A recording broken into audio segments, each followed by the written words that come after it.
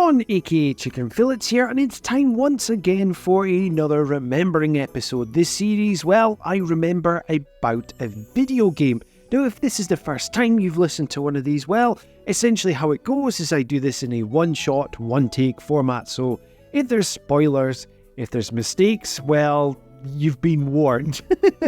Now today's game, we're going to talk about Bravely Default 2. But before we begin, if you like what you're hearing and seeing on the channel, like hearing a wee Scottish guy talk about JRPGs, please consider subscribing. Now, what we will do in this video is we'll talk about how I got into the game, what my thoughts were about the game, and then what the future of said series will be. So let's get cracking on with Bravely Default 2 and how I got into this game. So first of all, I wasn't aware of Bravely Default before the second one came out. I briefly had a shot, so a lend of the first game, Bravely Default, on the Nintendo 3DS. Now, at the time, I didn't really get into it at all. I think what I struggled with, and you may be aware with my love of JRPGs, that the job systems I don't really have a great time with. I think which threw me off as well is that I just couldn't get my head around the battle system at first, and it could be just down to me not really paying attention to the menus once again. Because with the Bravely Default battle system, you have the Brave Point system, so essentially what this means is you can spend 3 points, for example, and your character will do 3 turns, but what that means is that you only have like one limited turn the next one. So there's all the risk elements with taking battle. So with that in mind, I didn't really get too far into that game, but I was aware of Bravely Default as a whole. Now, back when, I think it was 2017 the game came out. When was it? No, it was a couple of years ago. It was 2021 off the top of my head. Right, so I remember when this game started to get announced, etc. Was it 2000? I'm trying to remember when it came. Well, anyway, whenever it came out, I remember the demo came out originally. Now I thought, you know what, I will give this a crack. And you know what, I really enjoyed the demo. Even if it was a JRPG with a job system, the game and its charm really sold it to me. I really liked the character models, I liked the voice acting, and come on, Elvis is a Scottish character. It's actually voiced by, I can't remember the name of the actor, but he was in a film called Filth, which is one of my favourite Scottish made films. It's got James McAvoy. It's pretty brutal, to be honest, but it's a fantastic film. Anyway, we're talking about video games, not films. So, what were my thoughts about Bravely Default 2 once I picked up the game? I remember getting the game, I pre-ordered it. It came with a poster. Now, in my room, I've actually got a Bravely Default 2 poster up on my wall. I'll probably take a quick video of it so you can see it on this video. So yeah, playing Bravely Default 2, I really enjoyed my time with it, playing as Seth, Gloria, Elvis, and what's her name again? Seth, Gloria, Adele. Adele's the one I'm missing. So you're playing as the 4 Warriors of Light, and yes, it is finding the crystals. Wait a minute, that's Final Fantasy. So if you're unaware, Bravely Default is essentially a spiritual successor to Final Fantasy 3 and Final Fantasy 5, and this did something with JRPGs that I didn't think I'd be able to do, and that is enjoy a game with a job-based system. And this is because it's down to the battle system with this game, because you can speed up battles, and that really takes away the grind. You can really do a battle really quickly, and I think you can auto set attacks as well, off the top of my head.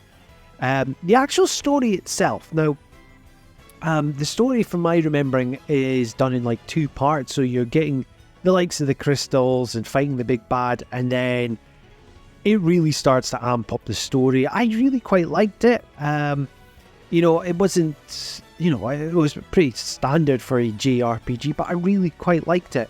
The actual overworld as well felt like a old school JRPG. It was a smaller sort of world map, but you could go between, do your battles on the world map, and I think your characters would actually initiate the battles with the fiends on the world map. So didn't really have random encounters, they would just appear off the top of my head. I really, really like that. The voice acting in this game is really great as well. It's got a couple of British actors and actresses doing the voiceovers, which is great. One of the characters, I think it's the princess, I think it's Gloria. She's portrayed by an actress, I can't remember her name, but she's in many like big programs. I think she was in Ghosts. I'll put up a picture and I'll point out who it is. But she's like the lead actress in that comedy. So there's like a pedigree behind this as well. The music as well is stellar with this game. It's a really, really fun soundtrack. The battle system's great. I am overdue to play this game again. I really want to revisit this world again. It's just because I've got such a big backlog. I'm trying to battle that. So what this has done for me now is that I've actually gone out and picked up Bravely Default for my 3DS, and I actually picked up Bravely Second, which is the follow-up to Bravely Default 1. Now if you're in the UK, you'll be aware of Argos, and there was a time where Argos was selling off all their 3DS games for like £3 a pop, so I managed to get Bravely Second for £3 brand new. So I've got those to work through as well. I am actually aiming to make that a game that I actually complete this year. So yeah, so absolutely loved my time with Bravely Default 2. Now what we're going to talk about next is what is going to happen with the next Bravely Default. What's going to happen with the series? So as of time of recording, there was a recent rumour came out that there's going to be an announcement about Bravely Default. Now there has been long rumours coming out that the first Bravely Default was going to get some sort of Switch remake or remaster, which would be fantastic. Utterly fantastic. It would mean more people would be able to play this absolute gem of a JRPG. What I would like to see realistically is I'd love to see a Bravely Default 3. What about maybe a Bravely Second 2, so which it falls onto Bravely Default 2, like giving that a sequel similar to how Bravely Second worked for Bravely Default 1. I would really, really like that. So yeah, I think Bravely Default has a strong future ahead of it. I think it's a series which, if they'll take their time with it. There's no rush compared to like Final Fantasy or other JRPGs. Bravely Default has that space where it can take its time to build a fantastic game.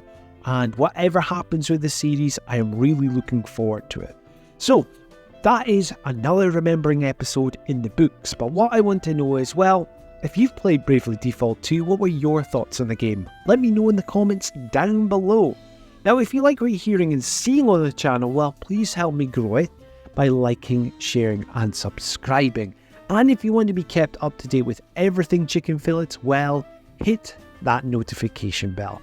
This has been John, aka Chicken Fillets, and until next time, tatty bye.